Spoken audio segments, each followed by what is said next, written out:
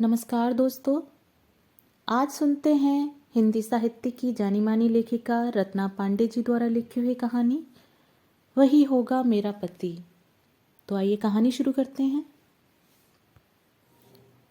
कड़कड़ाती धूप में मेहनत करती यमुना पसीने से तरबतर हो रही थी। तभी खाना खाने की छुट्टी हुई। इतने शरीर तोड़ परिश्रम के बाद उसे जोरों की भूख लगी थी। आज माई ने क्या साग भेजा होगा, सोचते हुए उसने अपना खाने का डिब्बा खोला। वह देखकर हैरान रह गई कि डिब्बे में प्याज और सूखी रोटी के सिवा और कुछ भी नहीं था। यमुना गुस्से में लाल हो रही थी। उसने डिब्बे को वैसे ही वापस बंद कर दिया। तभी उसके बगल में खाना खा रही पार्वती ने पास में खड़े लार टपकाते कुत्ते को देखकर उसके आगे एक सूखी रोटी फेंक दी। कुत्ता भी रोटी देख उसे सूंघ कर अलग हो गया। उसे शायद बिस्किट की तमन्ना थी जो इस वक्त उसके नसीब में नहीं थे।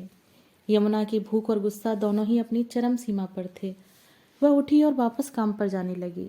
तभी पार्वती ने पूछा, क्या हुआ यमुना, खाना क्यों नहीं खा रही है? अरे बोलना, क्या हुआ? सूखे टिक्कड़ भेजे हैं माई ने, कैसे खाऊं? सूखे टिक्कड़ को देखकर तो वह कुत्ता भी भाग गया, फिर भला मैं कैसे खाऊं? अरे आजा, मेरे पास चटनी और थोड़ी साग भी है, खाएगी? नहीं पारो, तू खा ले, मेरा पेट भरा है, जाती हूँ काम पर। कड़ी धूप में पसीना बहता रहा। यमुना काम करती रही। सूरज को भी मानो उस पर दया आ गई तो वह भी धीरे धीरे अपने तापमान पर नियंत्रण करके ढलने लगा। शाम होने को आई और वह अपनी दहाड़ी पूरी करके यमुना जब शाम को घर पहुंची तो उसकी माई ने पूछा, यमुना बड़ी थकी थकी लग रही है, क्या बात है, आज काम ज़्यादा पड़ गया क्या? यमुना ने गुस्से में जवाब नहीं दिया। उसकी माई ने अधिक ध्यान न देते हुए उसका डिब्बा धोने के लिए उठाया और बाहर चली गई। डिब्बा खोलते ही उसने देखा खाना तो जस का तस रखा है। वह वापस आई और यमुना से पूछा, यमुना खाना क्यों नहीं खाया? इसीलिए ऐसी लग रही है, मुंह उतर गया है, क्या हुआ है तुझको? क्या खाती माई, सूखी रोटियां? साग क्यों नहीं बनाई? इतना तो कमा कर लाती हूँ, खाने के लिए तो पैसा कम नहीं पड़ सकता। यमुना आपसे तो ऐसा ही खाना मिलेगा। ये क्या कह रही हो माई, क्यों ऐसा खाना मिलेगा? एक ही दिन में महंगाई इतनी बढ़ गई कि साग लेने के लिए भी पैसा नहीं है। अरे नाराजी ना दिखा, तेरे बापू ने तेरा ब्याह तय कर दिया है। बहुत अच्छा लड़का है, कमाता भी ठीक ठाक है।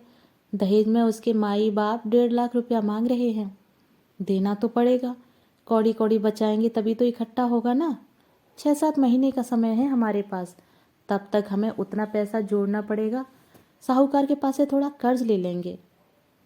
यह क्या कह रही हो माई, इतना सारा दहेज मांग रहा है और तुम कह रही हो अच्छा लड़का है। उसे लड़की भी चाहिए और साथ में पैसा भी। मना कर दो, मैं ऐसे लड़के के साथ ब्याह हरगिज नहीं करूंगी जिसकी नीयत में दहेज की दौलत हो। उसके बाजू में ताकत नहीं है क्या अपनी जोरू को कमा कर खिलाने की? बापू बिस्तर पर हैं, तुमसे काम होता नहीं, तुम दोनों का क्या होगा? कर्ज का ब्याज भरते भरते जिंदगी बीत जाएगी। ये साहूकार भी कम लालची नहीं होते, हम जैसों को कर्जा देकर ही अपना घर चलाते हैं। काम काज होता नहीं है उनसे, गरीबों की मेहनत का खून चूस चूस कर ही पलते हैं ये। दहेज लेने वाले भी इन्हीं के भाई बंधु होते हैं। जो अभी पैसा मांग रहे हैं, क्या वह बाद में मुझे तुम्हारे लिए कुछ भी करने देंगे? नहीं माई नहीं, मुझे ब्याह करना ही नहीं है। अरे पगली है क्या तू, दहेज के बिना रिश्ते नहीं होते। तूने अभी दुनिया देखी ही कहाँ है। ब्याह तो सभी को करना पड़ता है, बेटी को घर के खूंटे से बांध कर तो नहीं रख सकते ना। तू हमारी चिंता ना कर, मैं जैसे तैसे 2 जून की रोटी का जुगाड़ तो कर ही लूंगी। मैंने कह दिया ना माई, ऐसे लालची परिवार में मैं रिश्ता कभी नहीं करूंगी। ऐसी बातें ना बोल यमुना, तू क्यों भूल रही है, बड़े बड़े लखपतियों की छोरियां भी जब शादी के मंडप में बैठती हैं ना तो उसके पहले ही करार हो जाता है।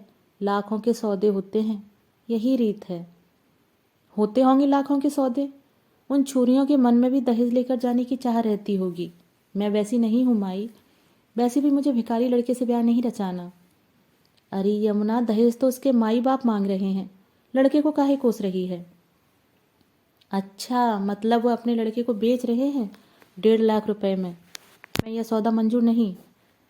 माई ने यमुना को हर तरह से समझाने की कोशिश की, किंतु यमुना की ना हाँ में ना बदली। यमुना ने कहा, माई कल से साग बनाना मत भूलना, ठीक है? कहकर माई अपना काम करने लगी। वह हर रोज़ थोड़ा सा साग बनाकर यमुना के डिब्बे में रख देती और बाकी कच्चा उठाकर गीले कपड़े में रखकर छुपा देती।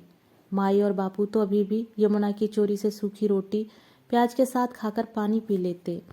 यमुना को एक दिन तबीयत खराब लग रही थी, इसलिए वह खाने की छुट्टी में मालिक को बोलकर घर आ गई। उसने सोचा आज माई बापू के साथ घर पर ही खाना खाऊंगी, पर घर में घुसते ही उसने देखा माई और बापू प्याज और नमक के साथ रोटी खा रहे थे। यह देखकर यमुना की आंखें आंसुओं से भीग गईं और वह उन दोनों के सामने आकर घुटनों के बल बैठ गई। माई और बापू उसे देखकर हैरान रह गए। माई ने कहा, अरे यमुना, तू इस वक्त? यमुना की आंखों से आंसू टपक कर उनकी थाली में जा गिरा। यमुना कुछ भी बोल नहीं पा रही थी, लेकिन उसकी आंखें सब कुछ बोल रही थीं। उसके आंसू देखकर माई और बापू के आंसू भी बह निकले। बापू ने कुछ बोलने के लिए मुंह खोला तो यमुना ने उनके मुंह पर अपनी उंगली रख दी और अपने घुटनों को नीचे कर पालथी मारकर उनके पास बैठ गई। यमुना ने अपना डिब्बा खोला और उसमें से साग निकालकर अपने हाथों से उन्हें पूरा खाना खिलाया। इस समय कोई किसी से कुछ नहीं कह पा रहा था। यमुना के मन में केवल यही विचार आ रहा था कि उसका यह फैसला कितना सही था कि वह दहेज देकर ब्याह नहीं करेगी, वरना उसके माई बापू को शायद जीवन भर नमक के साथ ही रोटी खानी पड़ती। उसके बाद उसने माई से कहा, माई, 2-2 पैसे बचाकर साग के बिना रोटी खाकर आप 1.5 लाख कभी इकट्ठे ना कर पाओगी। बस मेरा दिल दुखाओगी।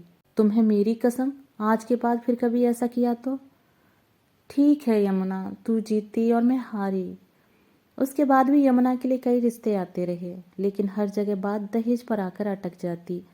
यमुना अपनी जिद पर अड़ी ही रही। वह अपनी माई से हमेशा एक ही बात कहती थी, माई, दहेज मांगने वालों के लिए मेरे मन में केवल 2 ही बातें आती हैं। एक तो यह कि वे लालची हैं और उनका लालच कभी भी खत्म नहीं होगा, और दूसरी ये कि वे भिखारी हैं, अपने दम पर कमाने की शायद उनकी औकात ही नहीं है। माई, उनके लिए मेरे मन में मान सम्मान कभी नहीं आता। तुम ही बोलो माई, ऐसे परिवार या ऐसे लड़के से रिश्ता क्यों जोड़ूं जिसका मैं आदर ही न कर पाऊं? मुझे मेरे बापू और माई की थाली में सूखी रोटी और प्याज नहीं, रोटी के साथ साग, चटनी और अचार भी चाहिए। मैं तो ऐसे लड़के से ब्याह करूंगी जो बिना दहेज लिए मुझसे विवाह करे और मुझे मेरे माई बापू के लिए रोटी के साथ साग का भी जुगाड़ कर दे। वही होगा मेरा पति। दोस्तों, अभी आप सुन रहे थे रत्ना पांडे जी द्वारा लिखी हुई कहानी वही होगा मेरा पति। दोस्तों, कहानी आपको कैसी लगी? कहानी के विषय में अपने विचार कमेंट बॉक्स में साझा ज़रूर कीजिएगा। कहानी अगर आपको पसंद आई हो तो वीडियो को लाइक और चैनल को सब्सक्राइब ज़रूर करें। मिलते हैं एक और नई कहानी के साथ। धन्यवाद।